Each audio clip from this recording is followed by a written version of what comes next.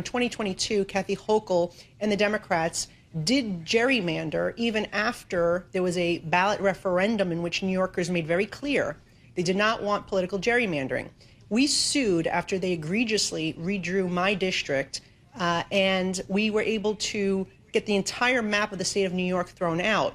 And it was then a court-appointed independent master that drew the lines. And what happened when we actually had fair maps in New York? Republicans made significant gains, and the Democrats lost 2 of their incumbents. So I think that that was a lesson to Kathy Hochul and the Democrats. They tried to do the same thing again in 2024 when they did a switcheroo on the Court of Appeals and tried to remove the chief judge that had sided with us and then backfill that position with somebody who did not side with us. And basically that was very corrupt what Kathy Hochul did.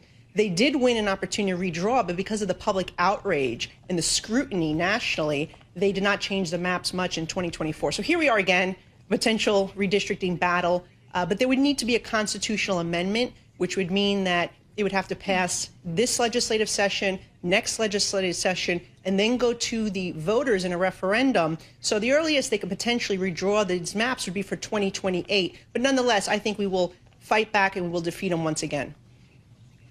Right, and it's interesting, Congresswoman, because we often said here that the path to taking the House in 2024 did run through New York, because we know that there were a lot of those Republican seats that ultimately helped the GOP get to the majority. But just to put a finer point on this conversation about redistricting, are you confident that if this were to happen again, that same legal pathway would be there for you to protect against the efforts that could be targeting your own district?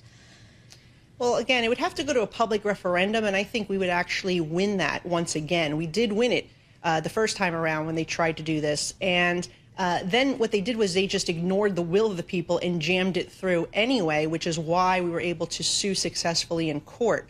What I would say to my fellow Republicans is that we have the opportunity here to win on merit, and that's the way elections should be. We've just delivered very significant tax relief for working Americans, for middle-class families, for senior citizens. 88% of seniors across the country are going to see their tax liability on Social Security erased when they do their refunds next year. The economy is doing well. We're seeing trillions of dollars in private investment. We're seeing a lot of good things that have happened, whether it's prices coming down, energy costs coming down, mortgage rates coming down. And I think that we need to make sure that we're going out and talking about these successes, because we're going to win on merit. We don't need to stoop to what the Democrats tried to do in New York, which is they could not win on merit in debate, which is why they redrew our maps or attempted to do so.